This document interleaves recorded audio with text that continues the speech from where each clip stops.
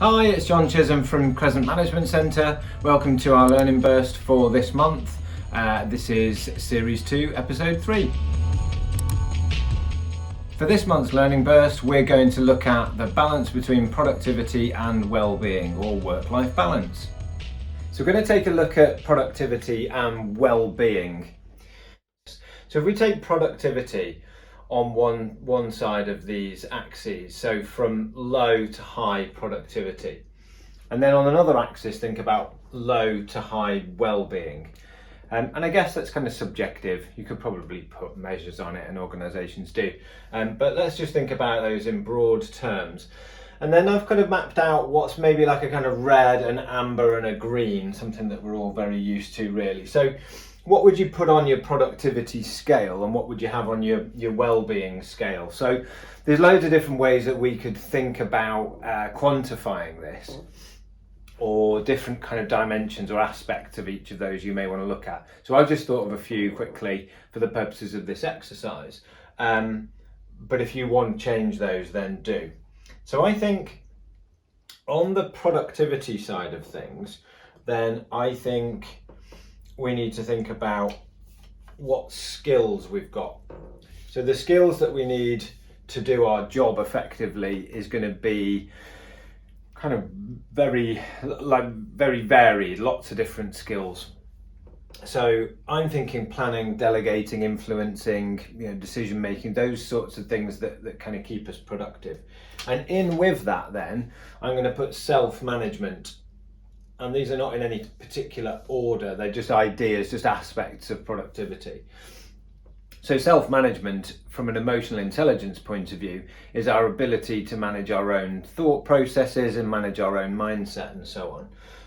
And probably about self-discipline as well. So a big part of being productive is how disciplined you can be, how good you are at saying no to things, and how good you are at delegating and so on. So that keeps us productive. I think another aspect of this that's worth looking at is reliable systems.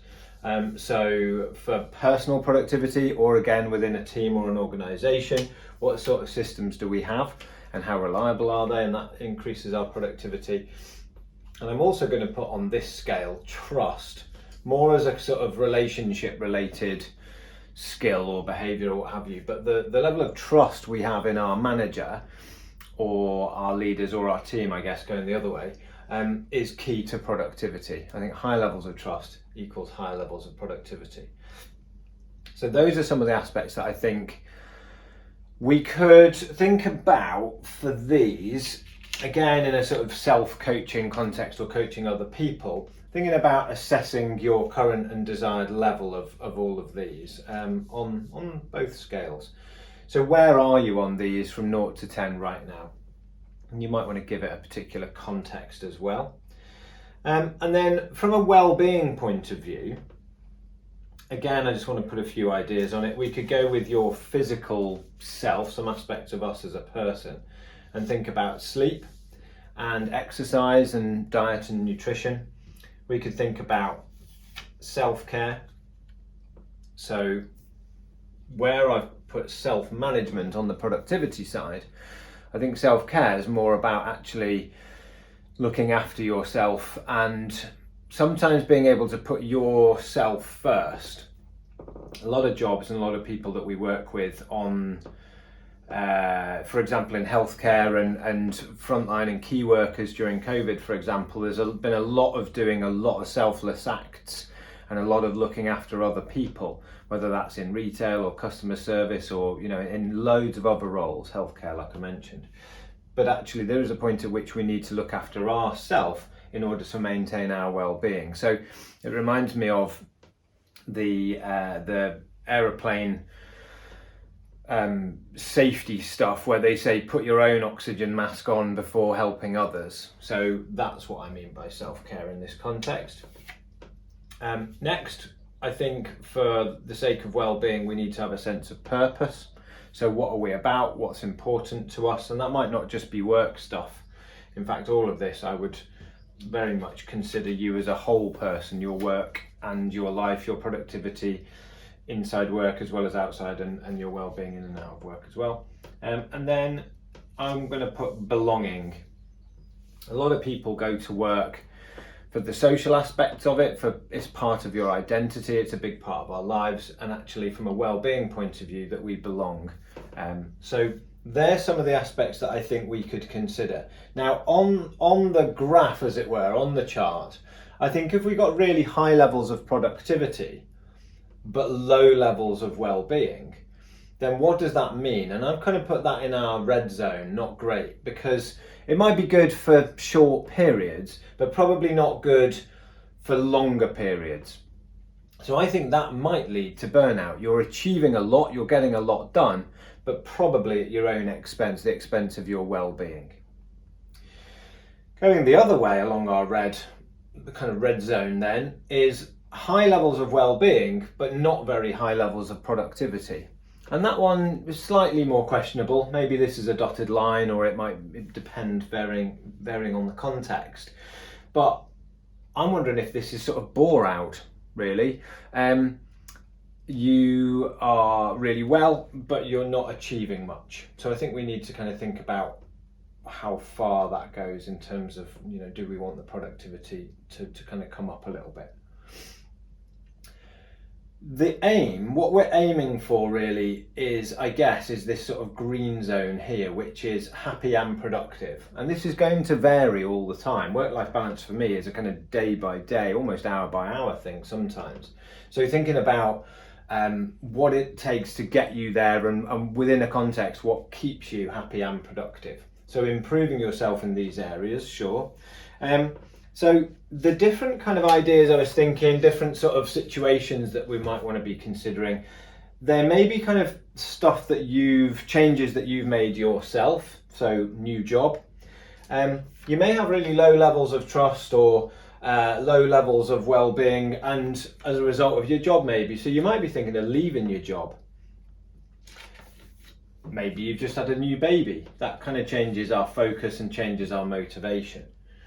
And another external situation might be COVID.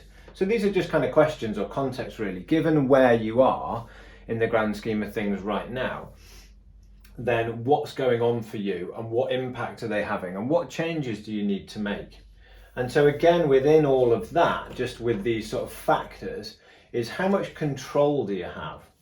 Now, I'm not going to draw it up there now, but what I'm thinking is that idea of circle of concern overall. What are all of the things, all the factors that are concerning you in your life, all aspects of your life, and how much influence do we have over those? So a key factor in terms of developing your well-being and developing your productivity, or maintaining more of a balance, I think, is about knowing how much control and how much influence you can have. If you're over here and then a big project comes in and lots of work comes in and you're required to do it, maybe you're the manager or you're a key part of the team or something like that, and you're going to have to do a lot of that work, that might bring us down more into this kind of amber zone, this sort of middle place where we're still kind of happy and we're still productive, but we're having to do a lot more, but it's taking its toll gradually on our well-being. So we're sort of gradually coming down in the well-being stakes to here. So what does it take, and what's happening in between these zones? Where do we need to kind of notice what's going on? So that's just a few ideas for you. I wanted to keep it brief and just share it and just kind of map this out and just to give you a few thoughts and ideas. So my thoughts are for two things that you could take away to do now. One is, what kind of goals and actions could you take and what do you need to take, and where are you now? What's going on in your world and in your life, and what sort of choices are you looking for? And then, like I mentioned, this one over here is about assessing your current and desired levels with regard to productivity and well-being. So there's a few kind of ideas for you to take away then. Assess yourself and where you want to get to, think about your goals and actions, and take a good look at what's going on.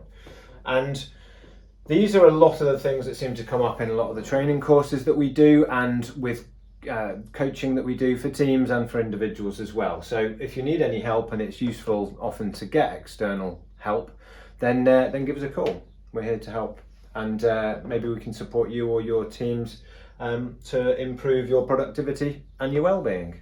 So I hope you found that useful. Thanks very much for watching. Thanks very much for watching. I hope you enjoyed the video. Remember to like and comment, hit the bell icon for notifications of future videos.